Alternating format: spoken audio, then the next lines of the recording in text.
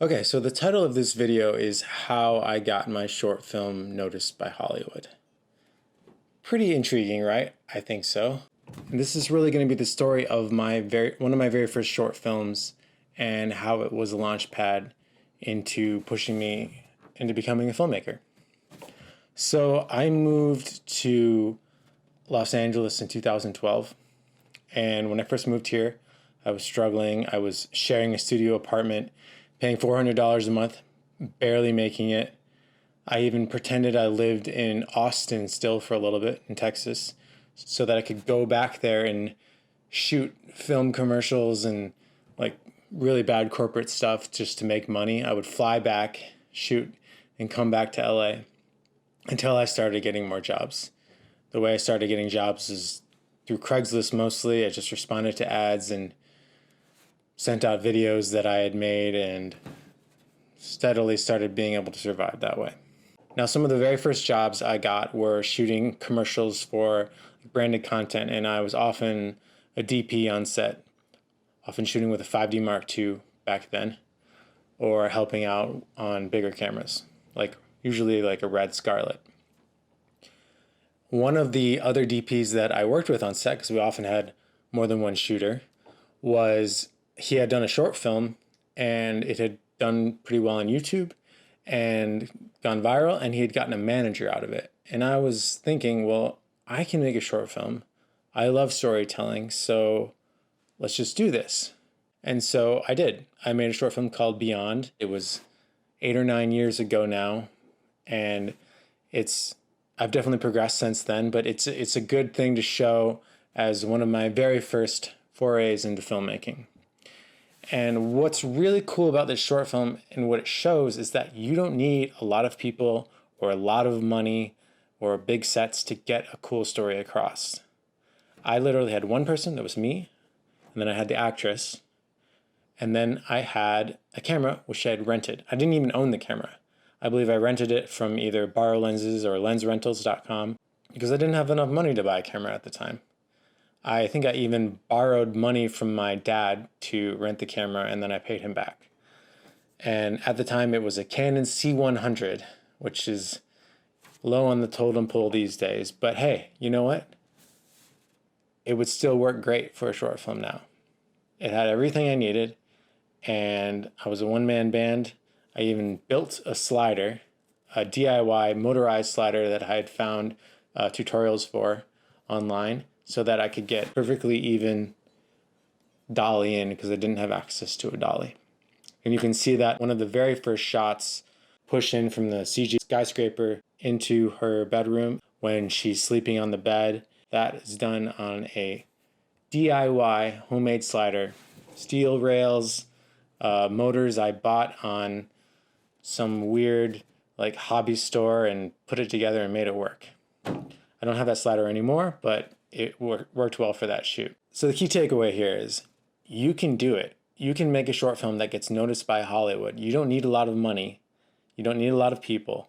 You just need a concept and a story. The biggest thing that people look for when they watch short films that are maybe execs or talent scouts or whatever you call them is they look for two things. They look for story, a really cool story and concept, and they look for a filmmaker that has a vision. Now that's thrown around so much, but what it really means is you're not afraid to make choices as a filmmaker. You're not just following a pattern that somebody set out for you to create something. You have your own ideas, your own vision, your own concept. A lot of the cult classic movies that we know well and everybody loves, say something like Fight Club or Blade Runner, they're very heavily stylized. And they're very heavily stylized because that director, that DP, that entire team made a choice to make it that way. And therefore, it makes the film memorable. So you want your short film to be memorable, especially if you want to get it noticed and move up the chain. Now, there's two types of short films. There are proofs of concepts, which would be something like Beyond or a lot of the short films I release. They're proof of concepts for a bigger idea that you want to get out and you want to make. There are also short films that are one and dones. And a lot of those you see in film festivals, and there's really great ones online too. Those can be great calling cards as well. It's kind of whatever is your style. I do a lot of genre work, which means stuff that's like sci-fi or fantasy or whatever. And often those choices require large budgets, and I haven't had those yet for my short films. So as a result, I do proofs of concept in order to pitch them to attain a larger budget. So what happened? How did my film get noticed by Hollywood? I'd been working on this thing for a long time, and I'd been pretty smart about it. I knew I didn't have much money, if any money. I think I spent $1,000 on the entirety of the process. That includes food and everything. And I had the concept of a woman that could teleport to different planets, because who doesn't think that's cool? And then I had the base story of a girl looking for her father, because everybody can relate to that. So you take a base emotional story of the girl looking for her father and you wrap it up in the nice, pretty wrapping paper that is sci-fi with a little bit of visual effects, a little bit of cool planets, and then locations that are easy to get to for me, but look like you have a lot of production value. In my case, I shot in the desert, I shot in the forest with the snow, and I shot on the beach. Now, since I lived in LA, those places are all easily drivable. Wherever you live, just use what you have access to. Don't be afraid to drive 4 hours and shoot there. Nowadays, there's so much more access than I had back then. There were no drones back then. I don't think gimbals even existed back then. I just had a handheld Steadicam.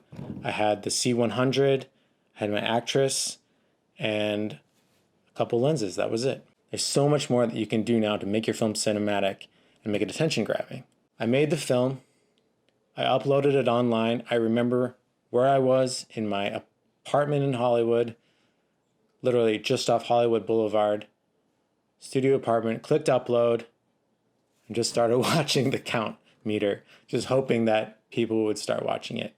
And I woke up the next morning, and I think there was 10, 20,000 views, and then it just kept climbing from there. Within 1 or 2 days, I had an email from the people that had just done Wolverine at the time, Hutch Parker Entertainment, and I went in for a meeting. I was completely in over my head. I knew nothing about Hollywood. I grew up in Michigan in a tiny town of like 2,000 people. The idea that these people, these big shots in Hollywood, were contacting me to have a meeting, I had no idea how to approach it. So I'd go into these meetings and they'd be like, what's your idea for the feature? What do you want to do? And I didn't have a good answer because I had just made a short film. I had a vague idea for an amorphous feature concept, but it was not pitchable at the time. But it's okay. It was a learning experience, and eventually people saw the potential in me as a person and the potential in developing a story idea, and they optioned it, and that was through Universal. But 2 weeks later, the division that optioned it in Universal folded. So that was pretty crushing.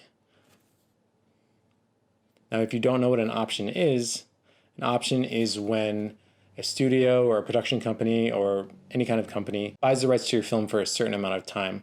It's usually like between a year and 2 years. And they pay you a certain amount of money, they own the rights, and you're usually attached in some manner to that production, whether it's writing, directing, whatever your contract says. Besides optioning, your film can also be purchased. And purchasing is something that I haven't experienced, but it's usually a much higher price than optioning is. Usually options go for between $10,000 to $20,000, maybe more if you're fortunate. I've heard of things, in six-figure land. I haven't landed there myself, but it's definitely possible. Now, Beyond hasn't been made into a feature, not yet. I haven't given up on it. But as a result of those meetings, I made friends. And the people that optioned it at Universal, one of them became one of my really good friends. And to this day, we send scripts back and forth. We work on things. And he's even gotten me jobs as a paid screenwriter. So really, you don't know where your creations are going to take you. And that's okay. Put yourself out there. That's why I'm still creating. Because every time I put something out there new, it brings more opportunity. You don't necessarily know what the opportunity is going to be, But eventually, it's a numbers game. Eventually, you're going to be able to do something big. The trick when you're making a short film is for it to represent you. Think about it. Everybody has people that love them. If your film represents you, there will be an audience that will love it.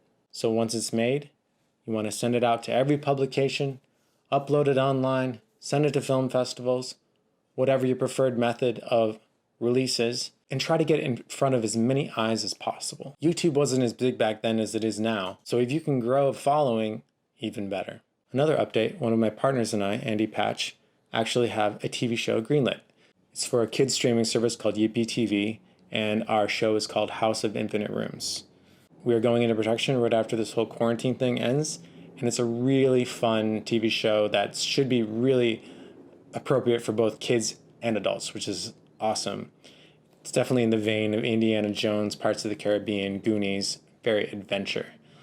I don't want to give too many more details, but I think you guys are really going to like it, and I will definitely post more about it once it's out. And I'll probably try to do behind the scenes videos of while we're shooting so you can really see the process of going from somebody that shoots stuff in their living room, stuff at their own house, to somebody that gets to work with big cameras, and not huge crews, but there are crews. Now I realize I'm not the most experienced or well-connected person in Hollywood, but I never had somebody giving me their experience as a kid. Growing up in a town where nobody tells you how to become a filmmaker, it was literally just trial and error. So that's really my goal here, to get you to start creating, because there can never be enough stories in the world. If you like this, please comment down below. This is my first time really doing something where I'm just talking to camera. I'm sure Kristen will start doing some too. She's been doing her short films. A lot of the short films we have done, we have not uploaded yet because they're being pitched right now. But as soon as we are able to, we will totally upload them and give you behind the scenes commentary on what we did and how we did it. I'm going to be making more videos on this channel, like how to pitch, what it's like going into a pitch in Hollywood, what cameras to use when you're making films, how to choose color, how to make purposeful choices in shots, and structuring short films, longer films, TV shows, what it's like to be hired to write as a screenwriter, and how to get better at all things filmmaking. So any ideas that you guys have for what you'd like to see, please comment and let me know. I hope this was helpful if you're a filmmaker just starting out, or even if you're a well-established one, just make you sit back and think about how you got to where you got to. So if you liked this, please comment, subscribe, ring the bell.